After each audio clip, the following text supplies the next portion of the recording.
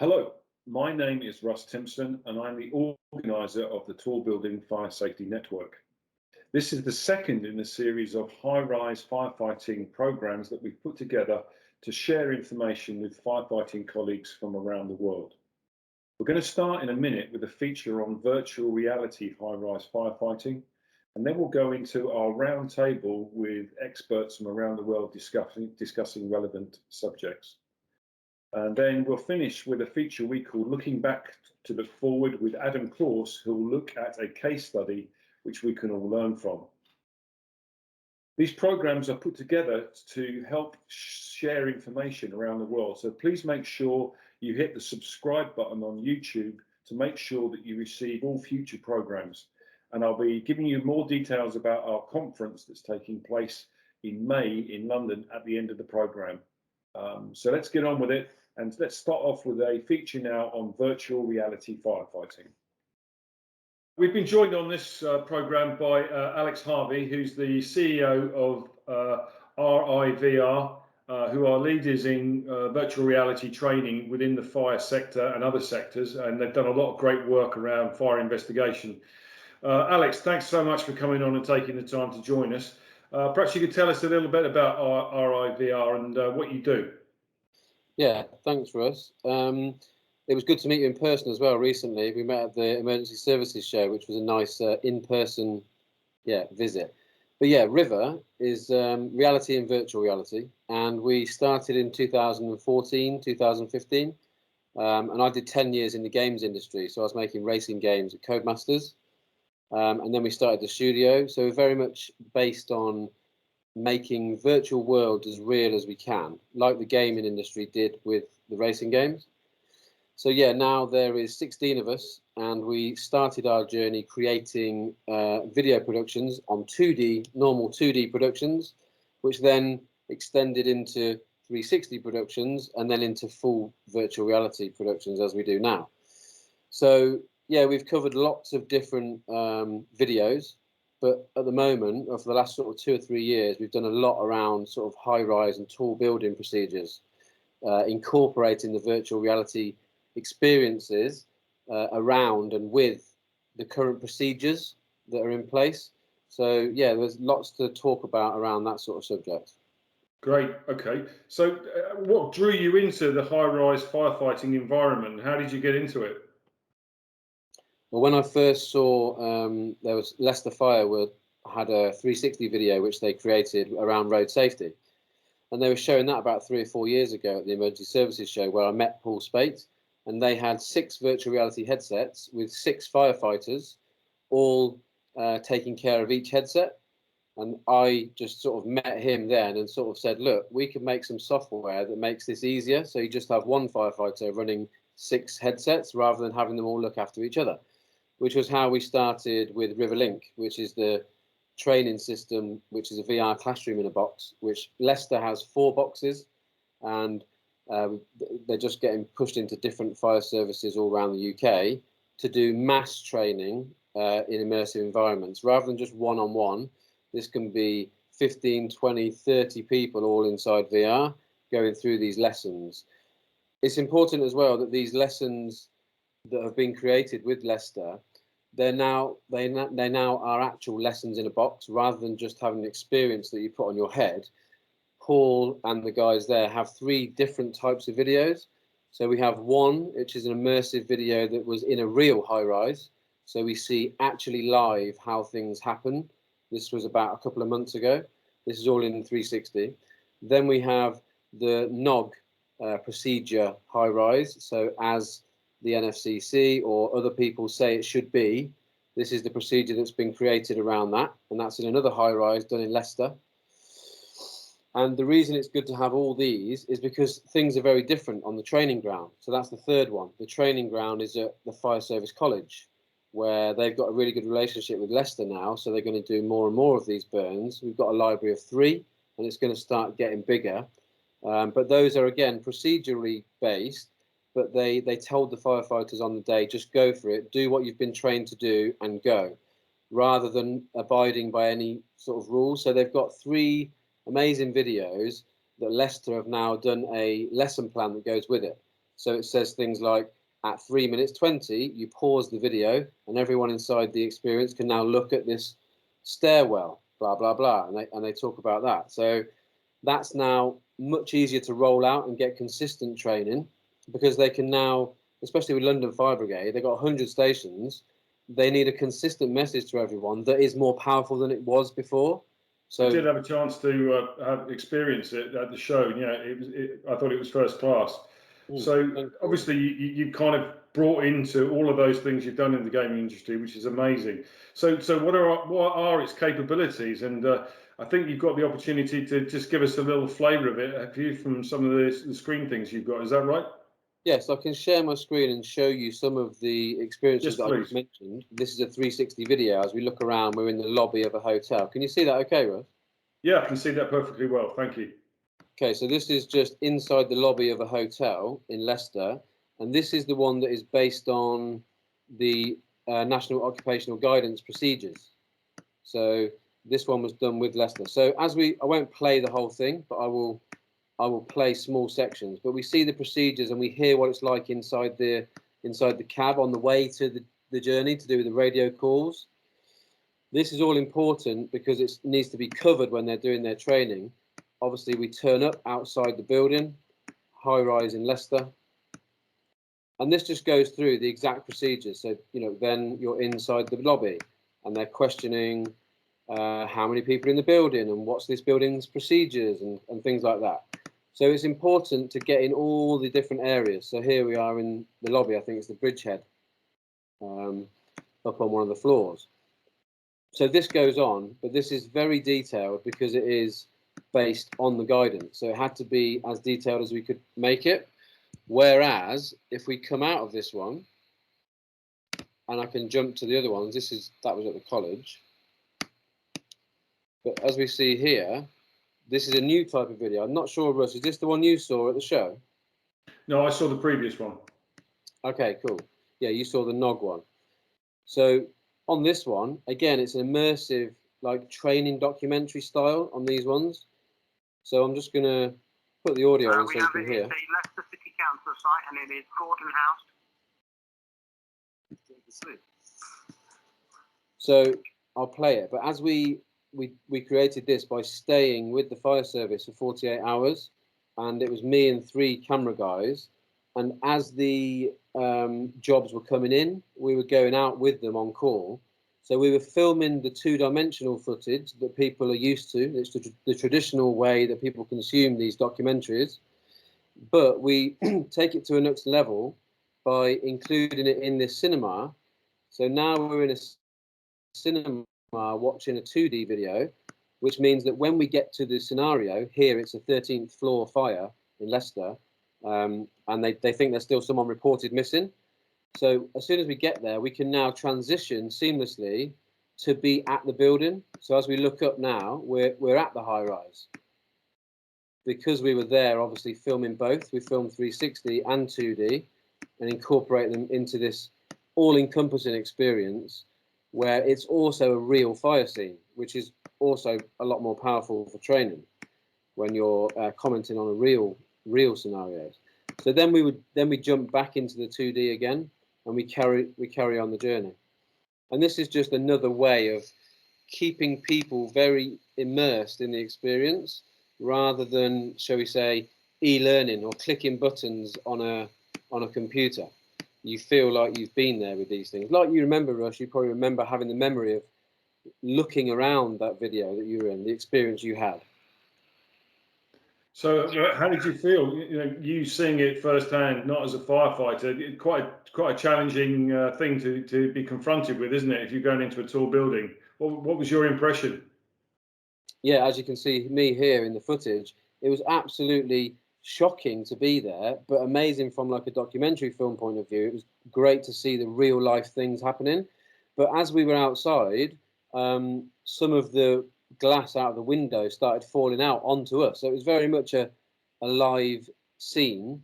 And as we went up to the bridgehead, we didn't go into the actual flat, although I think in the future episodes, we're definitely going to get more clearance to go in, because it would be nice to see inside the flat as well.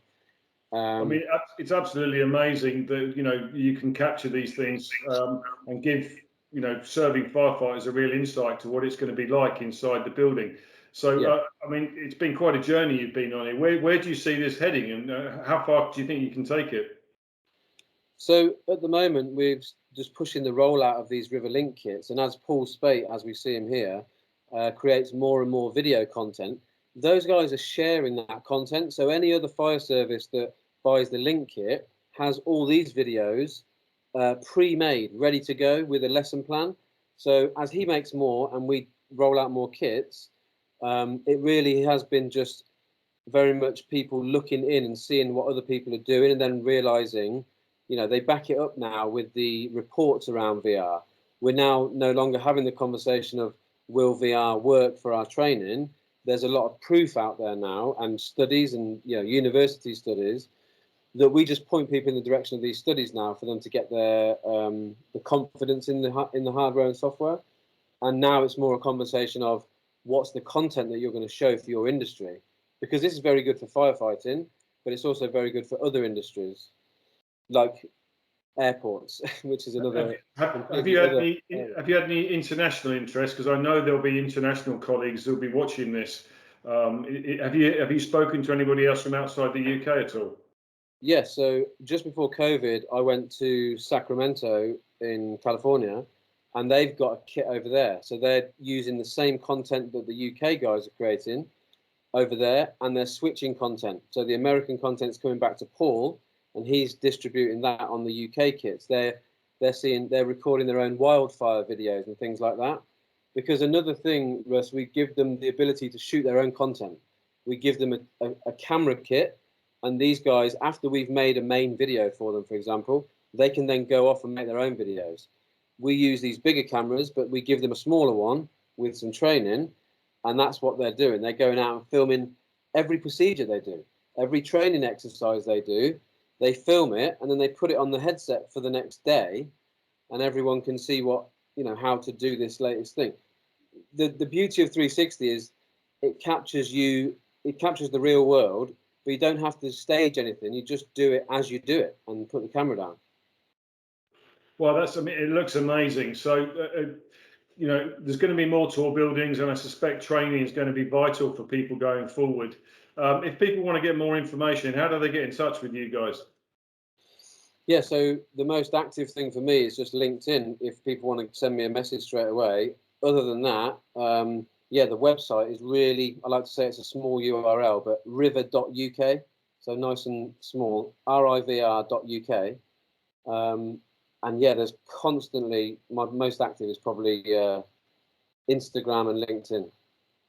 So we're hoping that you guys are going to be at our conference next year in London alongside FireX, where we're hoping to have lots of firefighters. So perhaps we can look forward to some developments between now and May next year, and you can come along and show us the video then as well at the conference. Definitely. I mean, if we're talking about things in the future, we'd definitely be keen to come and talk more, because we've just been talking about 3 degrees of freedom, but we'll also bring something to your conference, which is 6 degrees of freedom, which is this, which allows you to walk around the high rise rather than just having it in a headset. You can now go in and look at the dry rise and things like that. So yeah, there'll be some big new stuff to show. Well, that's amazing. I really appreciate that. And I know there's going to be a lot of people who are going to be very inquisitive about how this is going to work for them. I see it as an essential bit of training going forward for firefighters. But of course, you know, this is just one of the things they have to learn. But it is getting more and more important as we go on. And certainly, you know, for us here in the UK, you know, it is important as we see the public inquiry from Grenfell continuing. So I want to just like to say thanks so much for sparing us the time and giving us that little insight to it. And we'll stay in touch, and hopefully we'll see you at the conference next year. Thanks so much. Definitely. Thanks, Rod. Thanks for joining us on this second of the high-rise firefighting roundtable discussions. And I've been joined by some world-class colleagues today to talk about some really topical issues. Just to introduce you, we've got Brent Brooks from Toronto. We've got Justin Francis from Queensland in Australia. And then we've got 3 Brits. We've got Ben Levy from the Greater Manchester Fire Service, who's a serving senior fire officer. Ben Walker an influential voice in the UK fire market and has written several books on fire dynamics, for example. And Tim Gates, again, an ex-senior fire officer with lots of experience and who was a serving fire officer at the Shirley Towers incident that colleagues in the UK will probably be aware of. Thanks so much for sparing us the time today for this discussion. And I know that lots of colleagues are looking forward to hearing about your experience and your views on some important subjects in our particular world today. I want to start off with a very topical question, and if I could ask Ben Levy to perhaps address and put this particular question in context. Should firefighters working above the fire in a high-rise building that's on fire, in what we would call the search sector, and I'll just share with you a diagram just to give you an idea of what we're talking about here in this diagram. So should firefighters who are working in the search sector here, should they be wearing breathing apparatus, and should they actually be breathing on that breathing apparatus? And I know it's a particular subject of discussion here in the UK at the moment. Ben, could you just give us a view on that? Yeah, thanks, Russ. I suppose a little bit of a background as well to that then. So not unique in the United Kingdom. We recognise now that there may be a legacy of design, construction and build issues that may have created a capability gap in the fire and rescue service policy.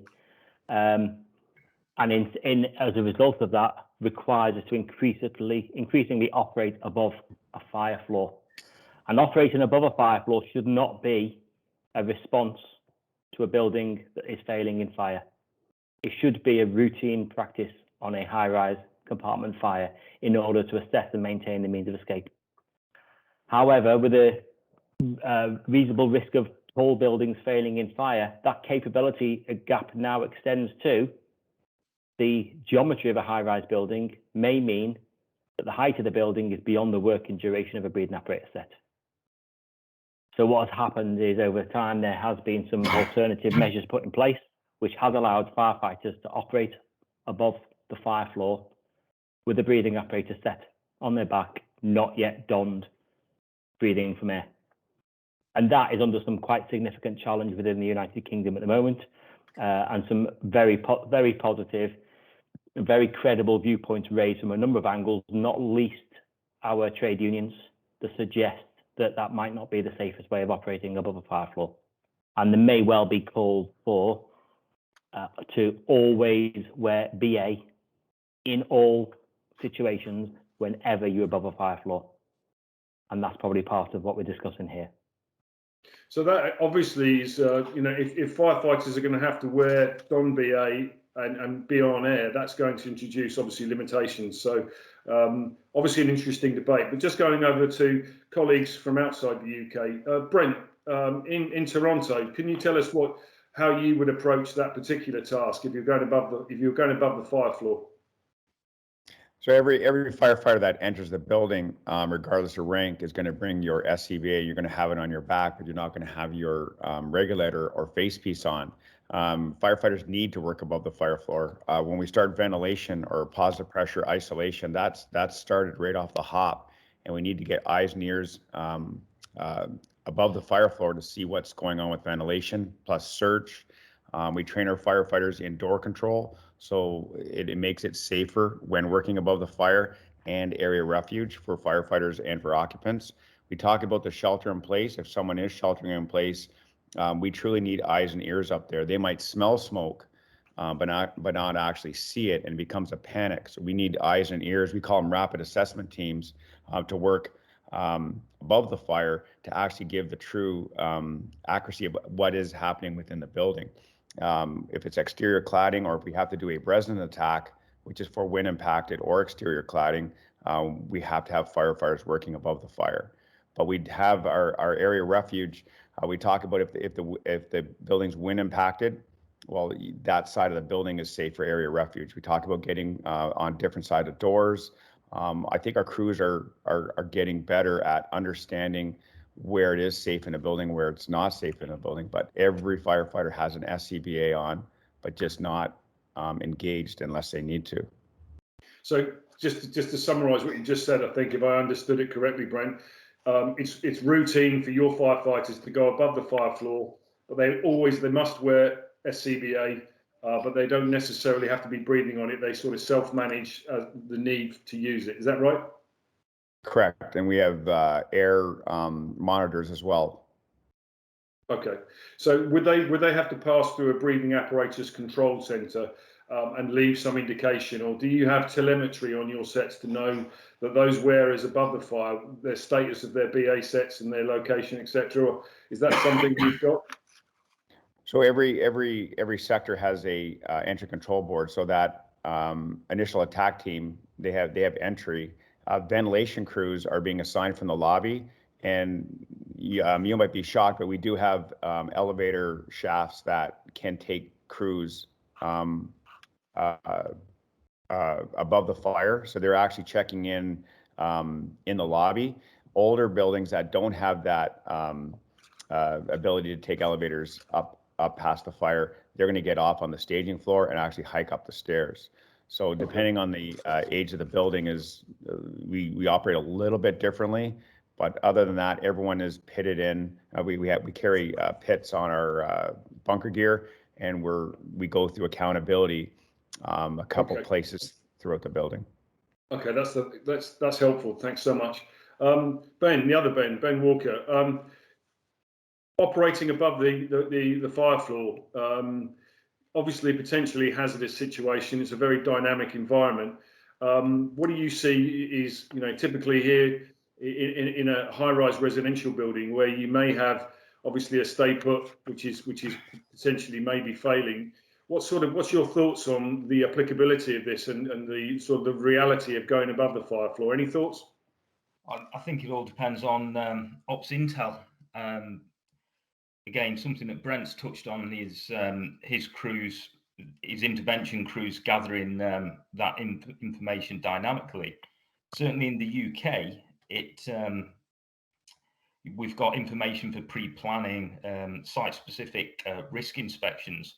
Well, why aren't we then assessing the substrate within the building, the integrity of the building? Because if you think of the concept of bridgeheads being in a vertical shaft or generally protected stairwell in the UK, if that could be the other side of the fire, and you've got the vertical substrate separating it. So if we're going above a fire floor, it's the same substrate. It's, if you know the build, obviously just horizontally. So again, it is dependent on the condition of the building, which Brent sort of touched on, and that knowledge of not only the fire safety design, but the current integrity, because I'm sure this is something that our esteemed colleagues at NFCC have pointed out to Ben Levy and his colleagues, saying, well, it's exactly the same concept, except we're talking about something that's horizontal rather than vertical, and vice versa. If that substrate's intact, then why not go above the fire in the current conditions that Ben's advocating?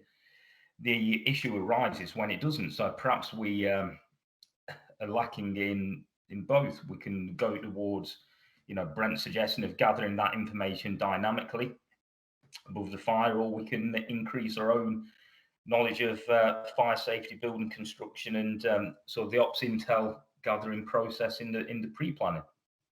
Yeah, so, I want to touch on one of those particular points in a question in a moment. Justin, in Australia on the Gold Coast, I know you've got lots and lots of tall buildings, and you're building lots more at the moment. What's the approach from you and Australian colleagues? Yeah, look, generally speaking, people would be on air going above the fire floor, but honestly, the biggest thing I would factor in, I tend to agree with what was just discussed, was you have to understand the building. So in Australia, the under 25s are probably the buildings that are going to have less active systems, if any. So it's very much reliant on that compartmentation. So just to clear, that you say under 25 metres is your cutoff for a tall building, right? Well, under 25 could still be a complex building, which is usually about 7-8 stories. But we're talking a building very reliant on just passive compartmentation. Sure. So Okay. whereas once we start moving above 25, that's when we start getting sprinklers and probably more complex air handling systems. Right. So there's nothing to say that in a large, like 70-story administration office type building, that you could have firefighters above the fire floor in areas that are deemed safe, particularly based on the air handling system and the building pressurizing lower down, so that there should be less, if any, smoke spread further up as we do a search. So I think the biggest thing to factor, it's not that clear an answer to say yes or no, because it's dependent on the building. But for our general, like under 25 metre type building, we would usually be booking into BA control, and we would then be on air going above that fire floor, and we would have air monitoring on us. One option that we would look at using is long duration, which is not available on every single appliance, but you would generally have some long duration BA, which will give you about probably 60 minutes, a little bit more. So that's the only thing that would differ. But definitely combining it with atmospheric monitoring if you're up in the higher floors, because it doesn't always mean there's going to be smoke in those locations, but in an older building, then there might be a lot more leakage. Thanks for that. It's a contentious subject, I know, and it's really difficult. But my concern is that we've got firefighters confronted with this around the world, where they've got to make some very, very difficult decisions. I mean, has it not always been so? I suppose you could ask, but for tall buildings, but certainly with the proliferation of tall buildings going forward.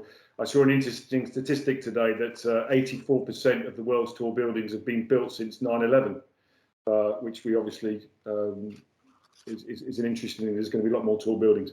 Tim, you've obviously got experience of this, and it's a difficult challenge. You know, when the building, you know, we use the term, is the building behaving itself? Is it performing as designed? I mean, there's obviously a number of reasons why the building may not be behaving as we would think it would be. What are the realities of sending people into that search sector above the fire if we get a wind-driven fire, if we get a resident who leaves a door open, etc.? How do we overcome that, and how do we do this? Nothing's completely safe in our business, but how do we make it the risks as reasonable as possible? I think, firstly, I mean, I have to say I agree with the previous speakers. At the end of the day, I don't think we're going to come up with a one-size-fits-all, because, you know, there's so many different scenarios, different buildings with different structural makeups and, you know, active and passive systems within them. But practically, I agree with Justin with the lower buildings in the UK, sort of below 18, and within Australasia below 25. You've got less active systems in terms of suppression, so therefore inherently the buildings are perhaps not quite as safe from a firefighting point of view. But then because of the geometry of the building, there's probably less requirement to go above the fire floor not started up, because you don't have those long distances. Obviously, even in a 7-story building, if you've got a fire on the 3rd floor, you know, you're still going to have some duration issues, I guess, above the fire floor.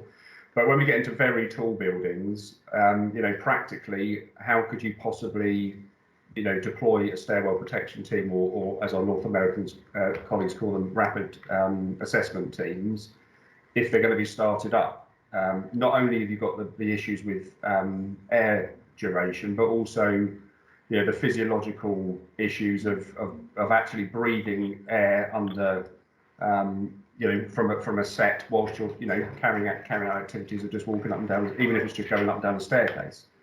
So I think we do need to look at things from a practical point of view as well, and recognise the fact that within residential buildings, that, you know, the only way that we're going to be able to interact with residents who may need to be informed that they need to evacuate is a very, very hydraulic process. There is no common alarm within the UK. I'm not sure about the rest of the world, but, you know, as we know, there is no common alarm in a residential building in the UK. So whether the building's behaving or not, if we want elements of that building to be evacuated, we're going to have to do that with firefighters.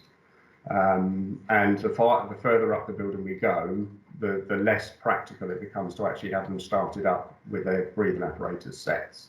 I think it needs to be done in a controlled way. I think gas monitoring is essential, or air monitoring, as other colleagues call it. And equally, there needs to be some form of communication between the BA teams that are deployed and the BA entry control officers as well. So within the UK, for those services that are advocating the use of BA not started up above the fire floor, then I do believe, telemetry obviously helps, but it's not infallible. For those services that don't have telemetry and they're relying on handheld radio communications, that causes its own issues as well. But without trying to labour the point too much, practically, I think it's impossible for us to carry out effective search and rescue and firefighting activities above the fire floor if we insist on people going through a BA board, probably at the bridgehead, and then attempting to actually start up and then start climbing multiple flights of stairs, and actually physically being able to do anything when you arrive at the point where we want them to actually carry out those activities. In terms of buildings misbehaving, as I call it, lots of reasons why they could do that, primarily because of issues during the construction phase, but also with modern methods of construction, once we put people inside buildings, the fabric perhaps isn't as resilient as older sort of monolithic structures. So people start making holes in walls for all manner of things, adapting their living environment and so on, which may have an impact on the compartmentation. So I think it's critical that our firefighters understand the signs and symptoms of building failure and are able to react quickly and effectively to that. But it brings me back to one of my original points of the fact that how do you notify people in a residential building that there's a problem? No common fire alarm. As it stands today, almost all residential buildings in this country would need to have people banging on doors. So that raises a really interesting point I want to go on to next. And it was very poignant recently when we've been commemorating once again the tragedy of the 9/11 incident, was that firefighters were saying that it was an open secret that the radios didn't work in certain buildings in New York. Can I ask the panel, your experience of the effectiveness of normal handheld or radios in tall buildings? What's been your experience, and have you got any insight into some of the challenges? Because I think in order to do what we're saying, there's a number of components, which is obviously the BA sets, the SOPs, etc. But a lot of it is reliant on the effectiveness of radio comms, isn't it? Justin, have you got it? What's your experience of the effectiveness of radio comms in tall buildings? Look, in general, it's not too bad. We do have quite an expensive radio network that we run off within Queensland, but we obviously still have challenges within that, as I'm sure Shan and Ben have probably discussed. Look, some of the fallbacks we have, so our command vehicle, having a repeater on the command vehicle, having portable repeaters is another thing that we probably tend to use more for bushfire, but there's nothing to say we can't be using that for high-rise. Another fallback is using the Warden intercommunication phones, so the red phones. I'm not sure what you call them in the UK or in Canada, but that's not the best fallback, but it works. So generally, if we're having communication issues, we would have a firefighter go to one of those whip phones, and they would then communicate back to the control point down in the base of the building. What about residential? What about residential, Justin? Would you have those in residential blocks as well? No, not always. So it depends obviously on the height. So those under 25s, it would be less likely, but the under 25 are less likely to have communication problems. Another fallback, and this is probably out of the square, is even mobile phone use, which is not ideal, but if we're starting to head into super high rise, that does become an option, even from a bridgehead. What we have started to move towards is the larger complexes, and particularly in London, if they're starting to build some super tall buildings, is insisting that they have their own repeaters within the buildings. So we will have those in hospitals, sporting stadiums, shopping centres. Like we have a major shopping centre that had communication issues. They basically, through the fire service interaction, they ended up putting a repeater through the whole shopping centre, and now it works quite well. So that's definitely an option for the bigger buildings, but your smaller, older high-rise in the UK, that would be certainly a challenge. Ben Levy from Greater Manchester. the reliance on radios is a critical element in what we do. Have you got any experience where you've had challenges with radio traffic and use of radios? Well, I think I'd rather focus on the proactive measures we take, which is to some extent looking at our buildings when we carry out operational preparedness inspections of buildings under Section 72 of the Fire Emergency Services Act. We, in effect, take our radios with us and we check for dead spots and the like whilst we're there. And that provides us with the opportunity to put on our pre-deployment action plans where and in what buildings may need those portable repeaters that Justin makes reference to, that we have on our command units. We have portable repeaters we can put on high reach aerial appliances and put them inside the building. So proactively, we try to encourage our firefighting crews to assess the building at the point of pre-planning preparedness. Yeah, and Brent, I know that's the same in. I was very, very impressed with your dedicated high-rise unit you've got in Toronto. I think one of the standard bits of equipment is repeater packs, isn't it? They're actually truck radios that put out 19.5 watts. Our handsets put out around 3.5. For my answer, actually, I'll send you 10 slides that I talked about what FD&Y does with the ARC radio, and they have a post radio. Some departments are using drones with repeaters. Every single one of our chief's vehicle has a repeater. We found bringing repeaters inside the building didn't work for us just because they're, with all the concrete and stuff in the stairwells, even our repeaters didn't work. So we've made portable truck radios that are 19.5 watts, and we put them throughout the building, and we've been successful up to 89 stories, and we've gone below grade 10.5 stories. As long as we have 2 in the building, we've been successful. But I'd like to see the building code change to what New York City is doing with the ARC radio, and they're basically running 2 copper wires the length of the building, 2 radio channels, and it seems to be working for them. But in the meantime, we're using portable truck radios that we bring inside, more wattage, better antennas, and we can place them where we want them. Yeah, Ben, the other Ben, this is, our SOPs and procedures for firefighters, they really are reliant on radios, aren't they? If they go down, then it's a pretty impossible challenge, isn't it? Well, as Ben Levy said, it does again come back to pre-planning and ops preparedness, whatever the term is now. But even then, down to commanders being able within their incident plan to have a contingency for failures of comms, because again we have had them with tragic consequences before. So again, it is planning, it's contingency, and it's also the agility of the commanders and their ability on the ground. Yeah. Okay. Thank you. I just want to just if I may just to run an idea past you. I was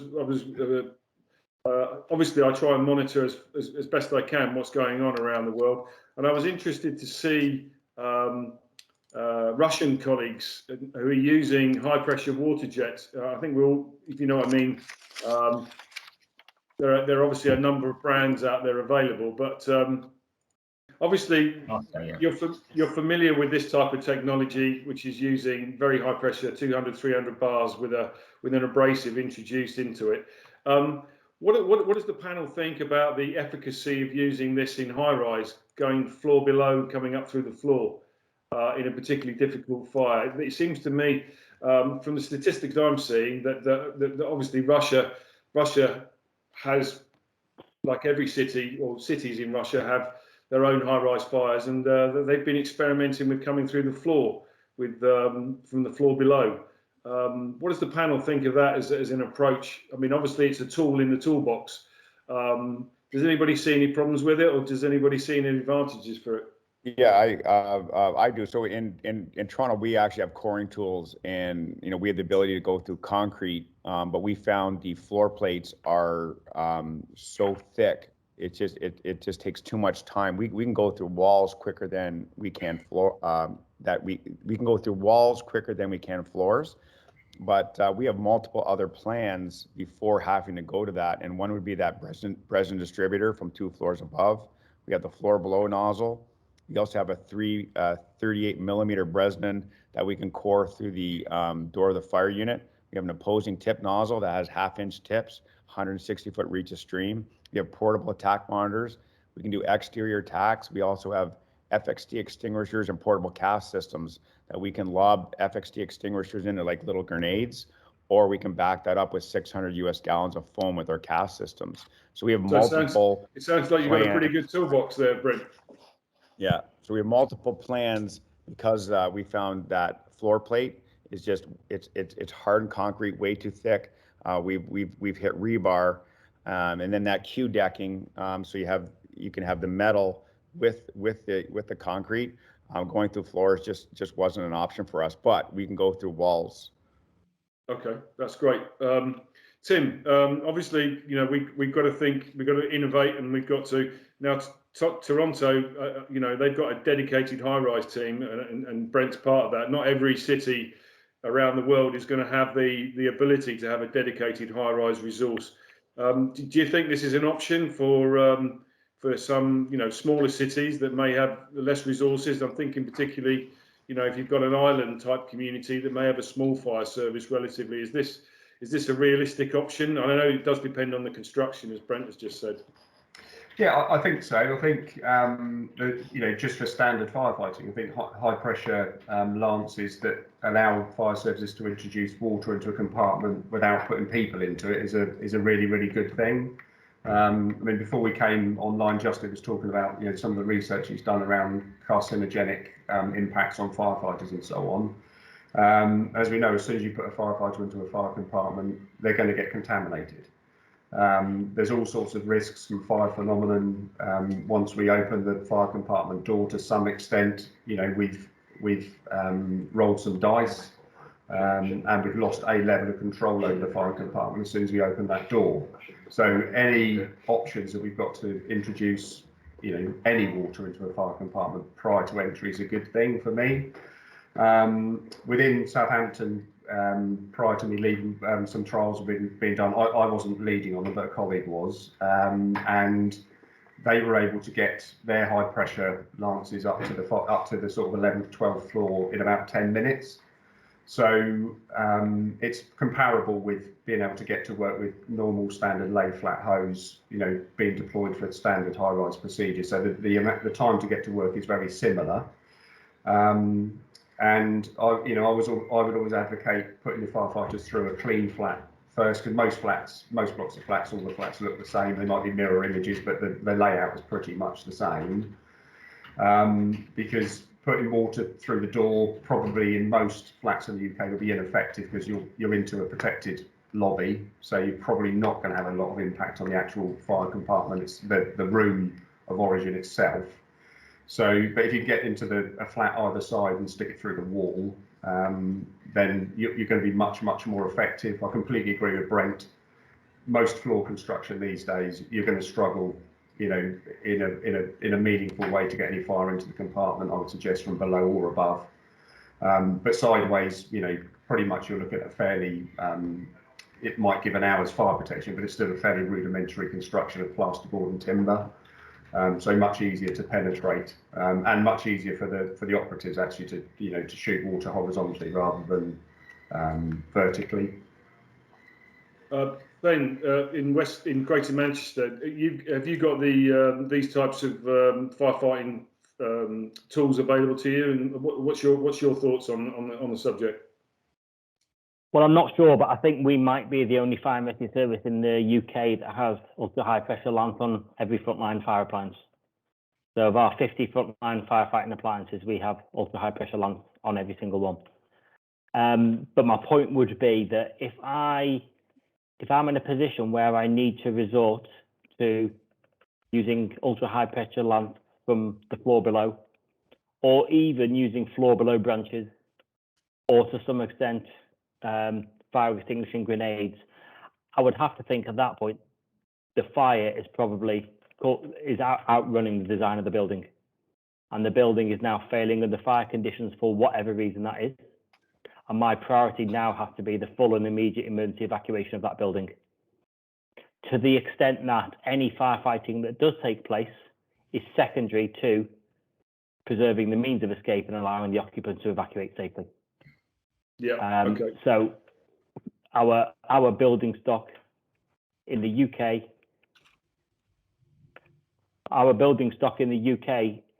is not designed to have external fire spread. So if you have external fire spread, the building is failing, and we should be getting the occupants out and the building empty, and that should be our priority. The firefighting scenarios within high-rise buildings in the UK are from internal dry and wet risers, predominantly. Where those fail and those are not enough, for me, the building has failed and we get the occupants out, and that's our priority. Tim, you wanted to come back in there?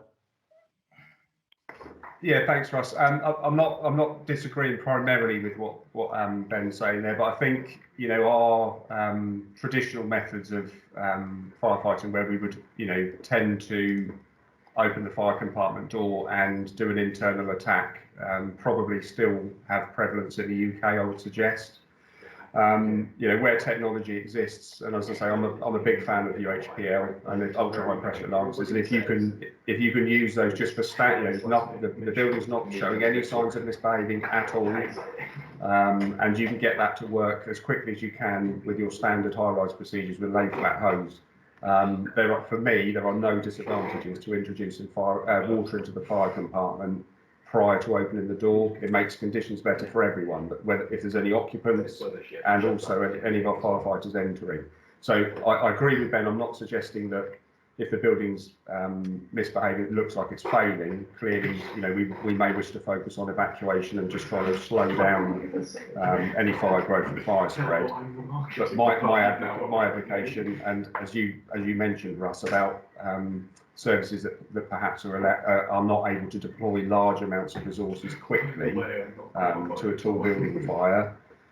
So therefore, entering the fire compartment is probably going to be delayed anyway by the time you've got the numbers of firefighters and equipment there to do it. It's a relatively low risk activity to slip a UHPL through a wall from an adjacent flat, as long as you've got no indication that the fire flat is failing. Okay, Justin, this type of equipment, is it in use in your part of Australia? We do have it. We seem to have it mounted on our aerial appliances, which is probably used more for factories, like to go in from above from a roof to ventilate like a factory roof. So I tend to think like high-rise incidents are still low frequency in Australia. So it's not the sort of thing we're still trying to get our head around probably the correct door entry techniques and probably working with the structure and the construction of that building as opposed to starting to come in from the floor below. So I don't see us moving down that path in a hurry. Like the Cobra cutter that we do have, like it's rarely been used. That's not to say that it couldn't be further expanded, but I think there's still too much to learn in basic firefighting. But to have it as an option, so it's great to hear that Greater Manchester has quite good access to it.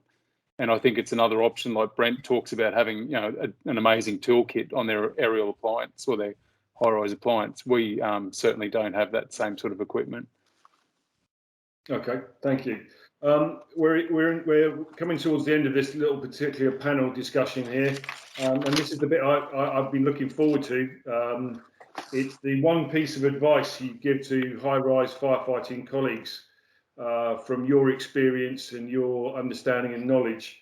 So if there's one thing that you could pass on to colleagues around the world, Ben Whittaker, anything that you'd like as a piece of advice that you would like to pass on to colleagues around the world who are confronted with fires in high-rise buildings?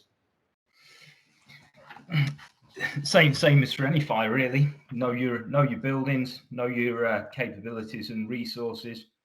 Brief with clarity and brevity, and perhaps most importantly, know when you're out of your depth. Okay, thank you, Brent. I know you're I would say right at the forefront of what firefighters are doing in tall buildings. If you could give a firefighter just one piece of advice today, because I know there's many you could give, but if there's one piece of advice you'd like to share with colleagues today, what would that be? I would say big water. Big water means faster knockdown, faster primary search, faster ventilation, and less heat and strain on our firefighters. We're going in with 1,003 liters per minute, 100-foot reach of stream, a smooth bore, and it's been made our fires go from 16 minutes to 6-second fires. It's a game changer for us, and it's big water. So can I just unpack that a bit? So those colleagues that obviously may be using gas cooling techniques, etc., are you saying actually that you've transitioned now to putting huge volumes of water on the fire? Is that where you are now? Yeah, we just go in with the one big punch, and it's been very effective. It's changed our fires from minutes to seconds. Yeah, so smoothbore nozzles and lots of flow, yeah? Yes, yeah. Great, and not a fog nozzle that can go straight stream, a true smoothbore nozzle. It's called water mapping. I actually just helped build the UL prop in the States about 3 weeks ago.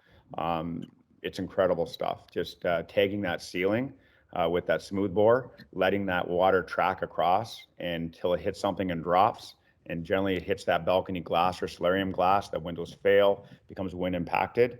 But with 1,003 liters per minute, 100-foot reach of stream, we hit it from outside the apartment. We hit it again from 5 feet in the apartment, and the fire's been done just by entering 5 feet. And it's simply by tagging that ceiling with 1,003 liters per minute. It's called water mapping. If you look it up, it puts a giant pizza slice up on the ceiling, and it's such a quick knockdown. And firefighters say, well, you're going to do way more water damage. Well, we're actually doing less water damage because we're not fighting the fire as long. Ben, in Greater Manchester, obviously you're an experienced firefighter, senior firefighter in Greater Manchester. From your experience, if there's one thing that you could pass on to colleagues around the world, some of which won't have much experience in doing this, what would it be? Yeah, it's seize the window of opportunity as early as you can in a high-rise fire to check that means of escape, assess that means of escape, and if something smells wrong, evacuate the building. Checking that means of escape is not a response to a building that's failing in fire. It should be a proactive measure, and that's it. Okay, thanks. So when you're going into the building, obviously we have, without getting too much into this, we have obviously an issue here in the UK where we have a lot of residential buildings with a single staircase. So that's a really important task. Just ensuring that particular facility is working and is valid. Is that right? Is that what you're saying? Yeah, absolutely. Because if it's not, firefighters are going to find it harder to get into the building, and occupants are going to be put at serious risk to get out. Thank you, Justin. I know you said obviously this is not something that happens to you guys as much as bushfires, but nevertheless, is there one thing, perhaps from a perspective where you're looking at with firefighter safety in terms of contamination, is there one thing you'd like to pass on to colleagues? Yeah, Russ, there's more than one thing. I couldn't stop at one thing. So certainly understanding compartmentation. Like firefighters need to understand how important that is, and that includes fire doors. And quite often we're the worst culprits at opening fire doors and letting smoke travel through the building, altering the design of the building. So don't have a think about that. And firefighters need to understand that. Factoring in the building's fire design and the systems. I've spoken, Russ, at your conference about this. We quite often, the incident controller, like 10, 15, 20 minutes into the incident, has not even really factored in how that building is designed to work when it's in fire. So you need to incorporate that into your strategies. There's systems in those buildings that are going to help you. Do you know what the air handling system is even doing? And that can be difficult to work that out. So that's where those pre-operational checks on buildings is very important. Incident controllers, don't forget to look at the external conditions as well. It's very easy for us to get focused on what's happening inside, but we still need to look at what's happening outside, even looking for things like the wind-driven type fires. Spreading your eyes. Like at high-rise, quite often it takes 5-10 minutes for us to even know what we've got, and we're reliant on information coming back from other people. So, and Brent, I'm sure you've been in charge of some of these incidents. You're reliant on those eyes that you've spread out throughout that incident. Something that's really important, and that probably doesn't always happen at the bigger jobs, is having your plan B, plan C, plan D, and planning for it. Because as we know, once that building starts going outside of how it's designed, that's where that plan B and C needs to kick in, and we need to start thinking about what that actually is. Russ, you mentioned very briefly the stairwell. I mean, the stairwell, and quite often the stairwell protection crew is now a common bit of terminology, but it's the occupant's means of escape, and it's actually the firefighter's means of escape. It's the most important room in the building. And the last one is, with evacuation, the slowest person in the stairwell influences the speed of the evacuation. So factor in mobility impaired evacuation. What's your plan? How are you going to deal with that? Okay, it's very easy to start having, obviously, like stairwells that are actually starting to become choked by the speed of people evacuating. Don't just focus on the fire. You've got to look outside and start thinking. We're here also to get people out of the building. So that is a huge area to focus on. Okay, that's more than 1 point. but they're all valid and great. Really appreciate it. And Tim, you get the final spot. So one piece of advice from you. I'm not sure there's anything left, Ross. I guess for me, if I may, just two things, I suppose. One is establishing an evacuation sector early doors. So as soon as resources allow, dedicate someone to considering an evacuation. So that is your plan B or C, whichever you call it. So if things start to go wrong at this incident, how are we going to evacuate it? And have someone thinking about that as early as possible. Hopefully, on most occasions, that individual won't be used and that plan won't need to be put into place. But try and get ahead of that curve. And the other one, for instance, where perhaps it's going to go more according to plan, is unless you have to do a rapid intervention into the fire compartment. And I know Brent would advocate, and I don't disagree at all, large volumes of water, are rarely going to be a bad thing in a fire compartment. But before you actually open up the door to the flat, is just have a thought about what impact that smoke that clearly is going to leave the fire compartment is going to have on other flats that open into the same portion of corridor that your firefighters have stood in. So whilst firefighters are laying out their hose, getting ready and prepared to open the fire compartment door, can we empty those flats, or at the very, very least tell people just not to open their doors until they're told to? Because the last thing we want, and you've showed me videos of it, Russ, which I think Michael Reich shared with you, of residents filming stuff on mobile phones where firefighters are just about to enter a fire compartment. It could be disastrous. Obviously, as we know, once you open that door, the corridor clearly is going to fill up with smoke very, very rapidly. And if something unexpected happens in terms of something like wind-driven or some kind of fire phenomenon event, the last thing we want is unaffected flats to be opening doors and entering into that corridor. Okay, that's great. Thank you so much. And for me, my one for today's program is don't forget the hazard zone outside the building. We've had estimates now that burning debris off the building can fall and plane 1.5 times the height of the building. So don't forget the impact of that hazard zone. And if your means of escape is emptying into the hazard zone outside the building, how are you going to get people out if they can't come out the main reception door? You may have to go out the back of the building. So do think about implementing that hazard zone outside the building.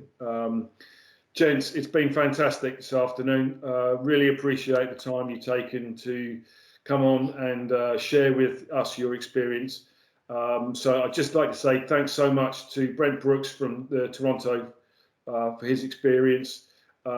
Ben Levy from the Greater Manchester Fire and Rescue Service and working with the National Fire Chiefs Council in the UK. Ben Walker, well-known fire author and contributor to the fire industry here. Tim Gates, who's now a freelance fire engineer, but later Hampshire Fire and Rescue Service. For my old good mucker down in Australia, Justin Francis. I hope that we can all share a beer at our conference next year in May in London. Where I hope we can see lots and lots of firefighting colleagues from around the world joining us to have more discussion and more debate about how we can do this job more successfully for the good of all involved. So thanks very much, gentlemen. I really appreciate your contribution today for this particular programme.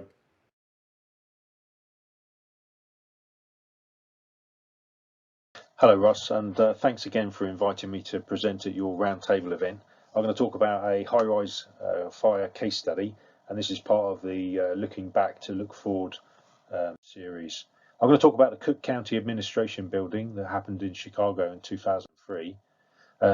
37 stories, concrete construction, central core, 2 staircases, non-combustible external wall systems, staged evacuation using an emergency voice alarm communication system, and this included the evacuation strategy of an 8-floor region around any fire. Fire alarm signalling needed to be activated manually. There was a smoke shaft present within the southeast stairwell only. It had heat actuating devices on each louver on each floor, and these were original to the building and weren't within code, and a significant number of these failed when they were required. The dampers were closed on all floors except floor 11, 12, which was the fire floor, and floor 14.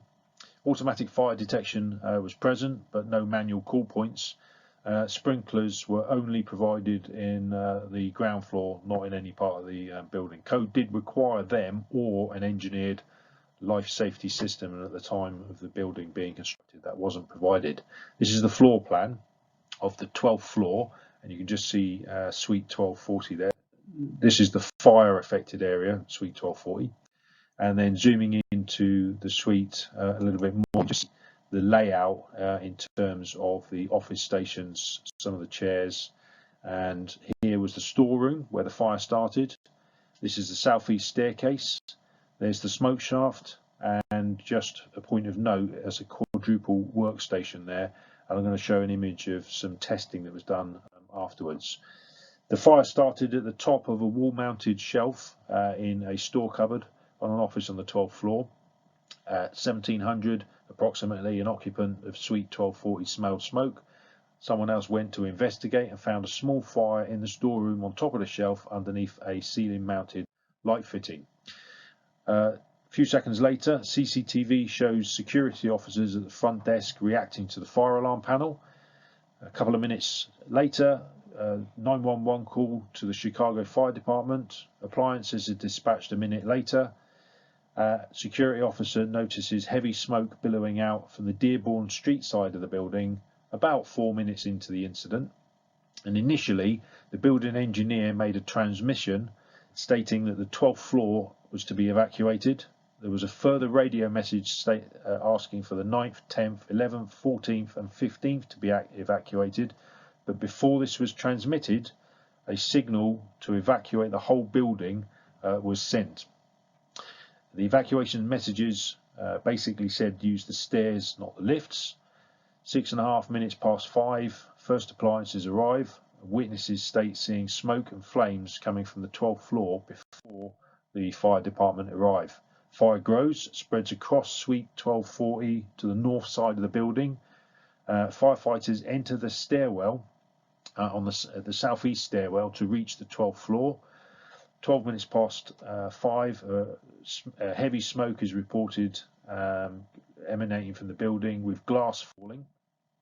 16 minutes past 4, the fire pump in the building starts up, and around the same sort of time, occupants have entered into the southeast stairwell to evacuate the building and have noted either no smoke or only light smoke at that time. Some of the occupants meet firefighters on the 12th floor in the stairwell and are told to go back up. The door to suite 1240 is opened up by the firefighters and smoke spreads into the staircase. The interior suppression team could not advance safely out of the stairwell to fight the fire. They couldn't get into the suite and had to retreat back into the staircase. Occupants going back up the stairwell could not get into the rooms or the floors that they'd left, or any others, because the doors were locked behind them and they basically couldn't get back into the rooms. The stairwell smoke conditions are reported to deteriorate. The smoke shaft vents only opened on the 11th, 12th, the fire floor, and floor 14. 1752, an exterior fire attack has begun. 7 minutes past 6, the fire is reported as knocked down. 39 minutes past 6, the fire is reported as out. And the searches located 6 fatalities within the southeast stairwell on the upper floors. There were multiple contributory factors and reasons for the deaths and injuries. The client report that was identified 3 main reasons: the public address system messages to evacuate the building, and significantly the locked doors inside the stairwells, and the firefighting activities.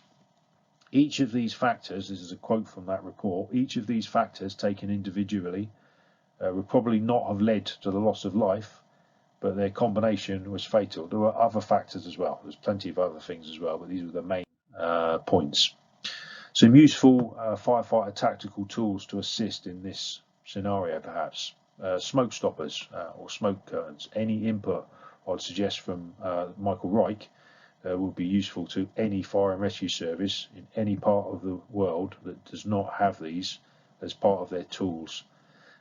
Positive pressure ventilation fans as well, potentially.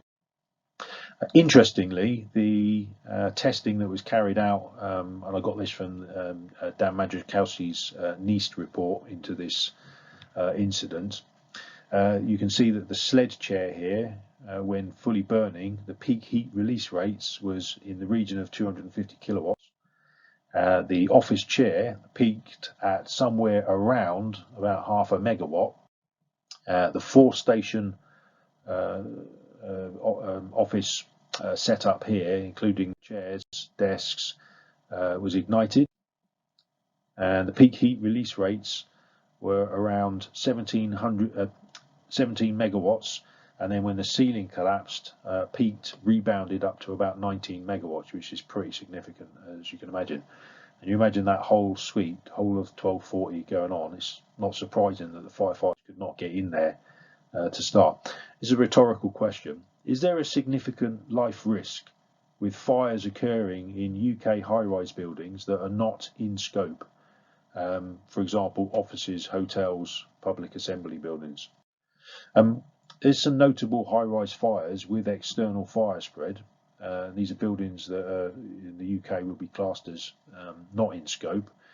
And we've seen significant fires in numerous offices and, for example, hotels around the world.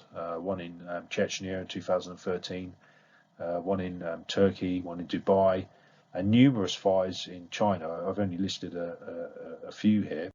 I just want to show you a couple of videos. What are we going to do when this happens? You know, it's bad enough with buildings that don't have combustible cladding on the outsides of them, for example. But what actually, you know, if we, what's the potential here?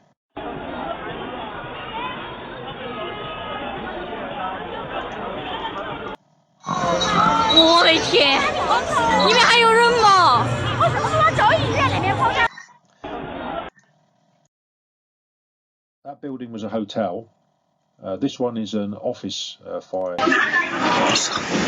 中了，真是中了！我操！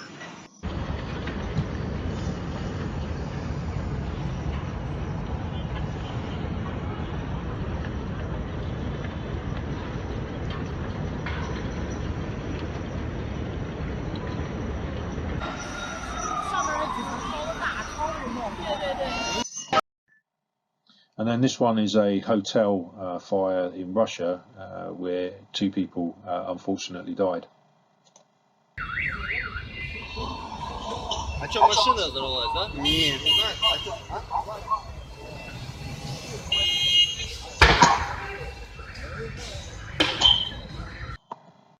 These are the sources that I used to have a look at this incident. I think it's an incredibly important incident regarding stairwell and escape route protection.